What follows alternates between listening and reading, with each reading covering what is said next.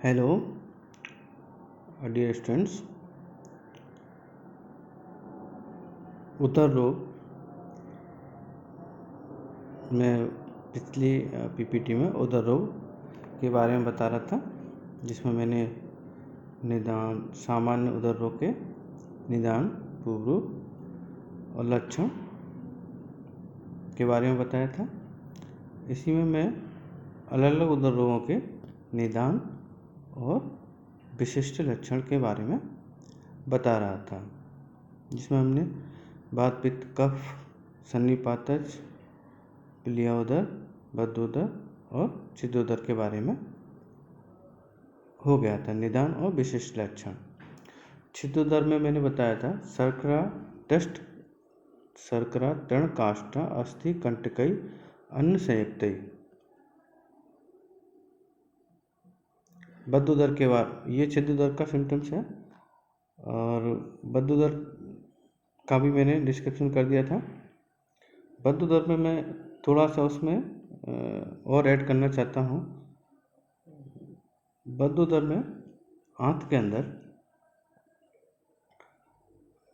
आंत अवरोध को हम 3 में डिवाइड कर सकते हैं, 3 वर्ग में डिवाइड कर सकते हैं। जैसे external to the bowel, bowel से बाहर का हिस्सा, और in the wall of bowel, और lumen of bowel, within bowel. ऐसे 3 तरह के हम ऑब्स्ट्रक्शन को 3 तरह से डिवाइड कर सकते हैं। बद्ध गुदोदर में, जो बद्ध गुदोदर है, उसमें 3 तरह के ऑब्स्ट्रक्शंस में हम डिवाइड कर सकते हैं, जिसमें एक्सटर्नल टू द बोवल, जिसमें आप कहते हैं उदर गुहा का अर्बुद या सीए, कैंसर उदर में पहला, या कोई सिस्ट हो, एब्डोमेन में कोई सिस्ट हो, ट्यूबर हो, और हर्निया, हर्निया सेक्स हो, हर्निया सेक हो। हर्निया के द्वारा भी इंटेस्टाइन का ऑब्स्ट्रक्शंस हो सकता है, सिस्ट, ट्यूमर, हर्निया। दूसरा है in the wall of bowel, bowels की वॉल में या तो फाइब्रस स्ट्रक्चर्स हो, फाइबर स्ट्रक्चर हो तो आंतवा अवरोध हो जाता है। दूसरा इंटुसेप्शन, इंटुसेप्शंस मैंने बताया था आपको, और वॉल्वुलस भी बताया था, और या फिर एंट्रोस्पाज्म, आंत के अंदर एंट्रोस्पाज्म मिले, ये इन द वॉल ऑफ बोवल के मिलेगा, जो बद्ध गुदोदर का कॉज हो सकते हैं। और with in the bowel, bowel के अंदर भी या तो फीकल, जो सूक्ष्म मल है फीकल का ड्राई हो जाना, वो हो सकता है, जो आंत को अवरोध करते हैं। या फिर राउंड वर्म भी होते हैं, राउंड वर्म, ये भी बच्चों में कभी कभी आंत का अवरोध करते हैं। ठीक है। छिद्र-उदर, नेक्स्ट हमारा छिद्र-उदर, इसको सुश्रुत ने परिस्रावी उदर भी कहा है। छिद्र-उदर में मैं बता रहा था अभी, शर्करा, तृण, काष्ठा, अस्थि, कंटकई, अन्न संयुक्तई, विदिते आंत्रम यदा भुक्तई जम्ब या अति स्नेन बा। ऐसा चरक ने कहा है कि भोजन के साथ शर्करा, पत्थर के टुकड़े कह सकते हैं शर्करा को, तृण, लकड़ी के टुकड़े, काष्ठ, अस्थि, ये, या फिर कंटकई, कंटक, कांटे, ये भोजन के साथ अगर पेट में चले जाते हैं, उदर में चले जाते हैं, भुक्तई जम्ब या अतिशयन, तो बार-बार जम्बा लेने अथवा अधिक भोजन से आंत में परफोरेशन हो सकता है, ऐसा चरक का मानना है। सुश्रुत कहते हैं, इसी में उन्होंने सिंपल से ऐड किया है कि अन्न के साथ सेवन किया हुआ कोई सल जब आंत की दीवार में भेदन करता है, भेदता है, या फिर किसी अन्य कारण से आंत में परफोरेशन हो जाता है, या तो उन्होंने कहा है शल्यम तथा अन्नो उपहितम यद आंत्रम भुक्तम भिन्नत्या आगतम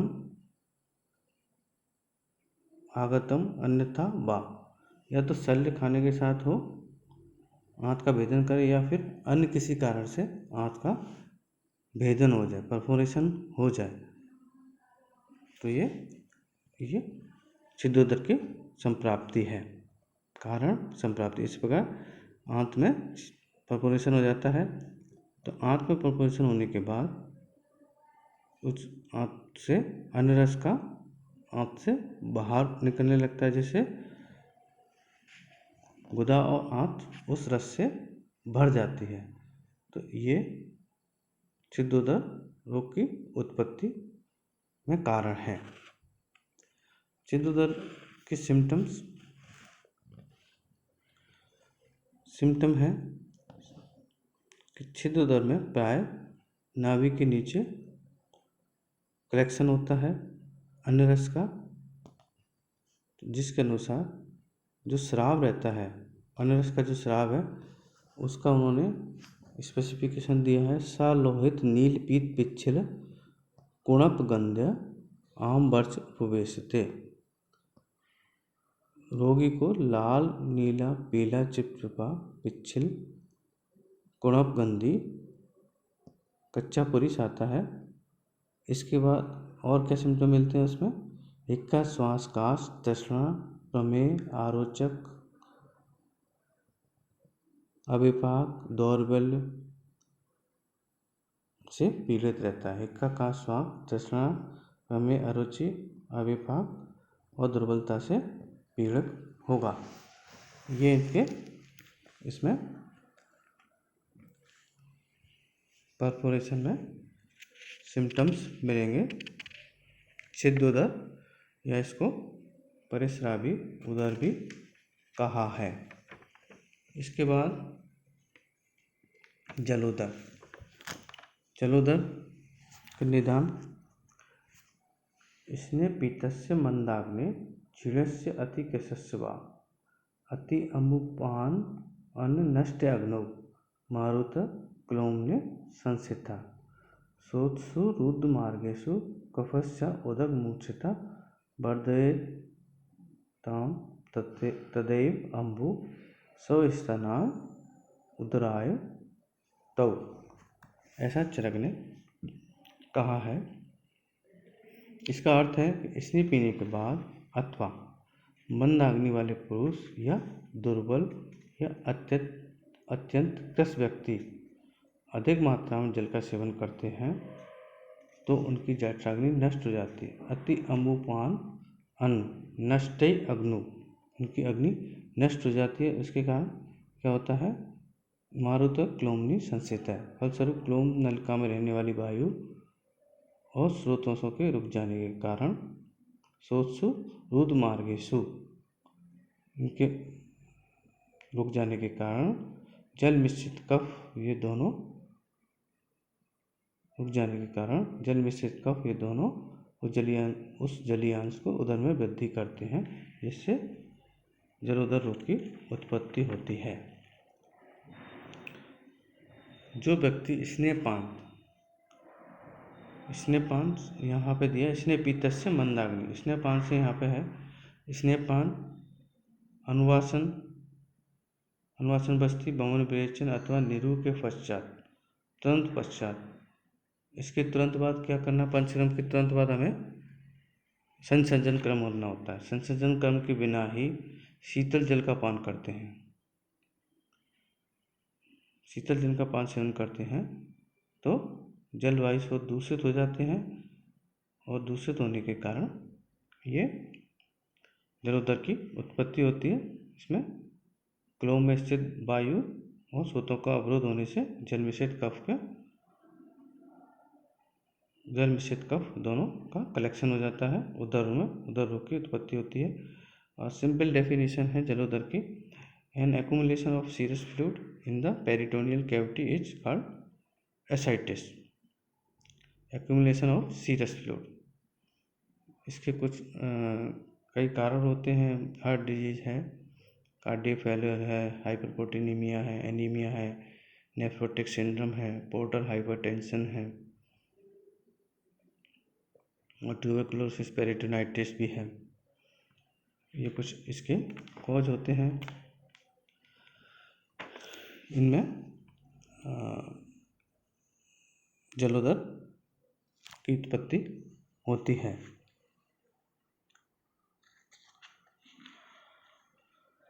जलोदर के सिम्टम्स, आकांक्षा, पासा, गुद, श्राप, शूल, श्वास, काश, दौर्बल्यानि,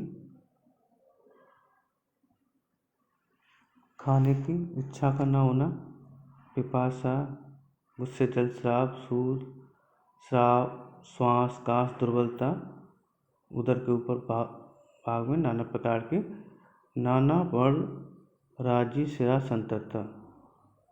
संततम, उदक पूर्ण गति क्षोभ संस्पर्श, उदक पूर्ण गति क्षोभ संस्पर्श, ये इसका कार्डिनल सिम्टम है। तो उदर के ऊपरी भाग में नाना वर्ण विभिन्न प्रकार की रेखा या सिराओं का व्याप्त होना, स्पर्श करने पर जल से भरे हुए मशक के समान उदर में क्षोभ प्रतीत होता है। उदक पूर्ण गति क्षोभ संस्पर्श भवति उत्पन्न होता है। ठीक है, ये इसके सिम्टम है। सिंपल लैंग्वेज में हम कह सकते हैं कि उदर में उत्सित एब्डोमिनल एनलार्ज मिलेगा, इवर्टेड अम्बिलिकस मिलेगी, फ्रूट थ्रिल, दति का मतलब पूर्ण दति क्षोभ संस्पर्श, तो दति से मतलब यहाँ पे क्षोभ से, फ्रूट थ्रिल से है, दति शब्दवत परकसन में डलनेस मिलेगी, शिफ्टिंग डलनेस मिलेगी, परकसन में पैल्पिटेशन मिलता है, श्वास कष्टता मिलेगी, काश, मूर्छा, ये सिम्टम अग्निमान ये दौर्बल्य सिम्टम्स मिलते हैं। और जलोदर का वैसे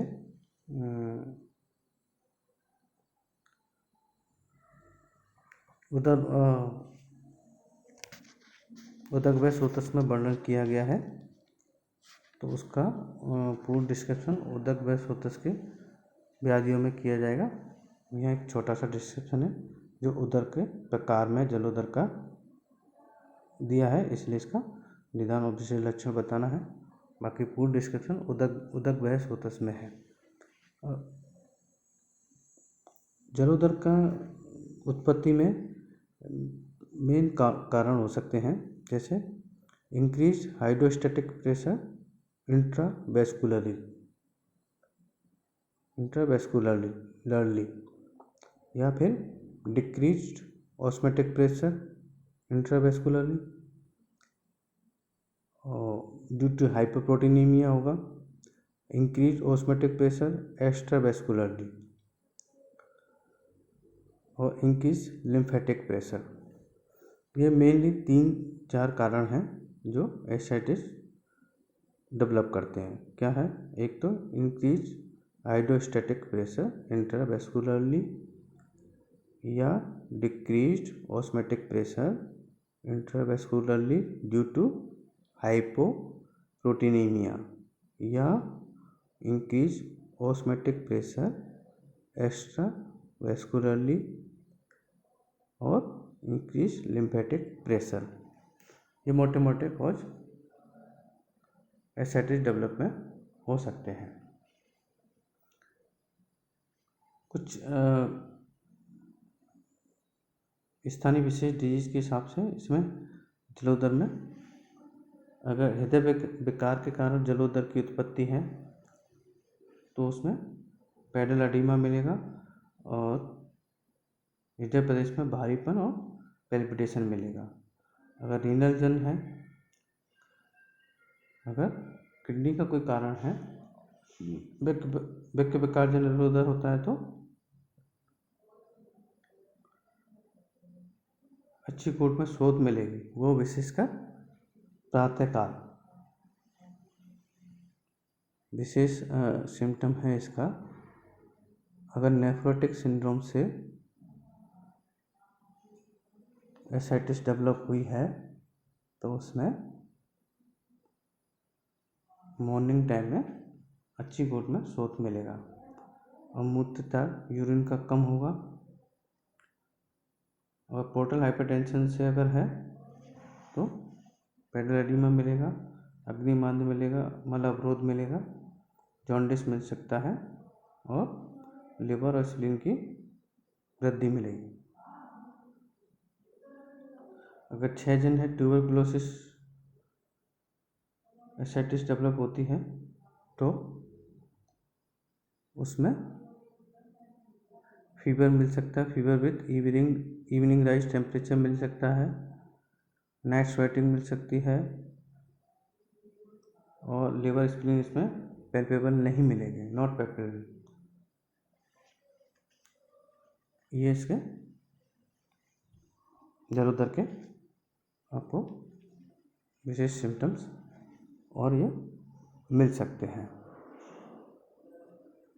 इसके बाद उदर रोग की साध्यता असाध्यता,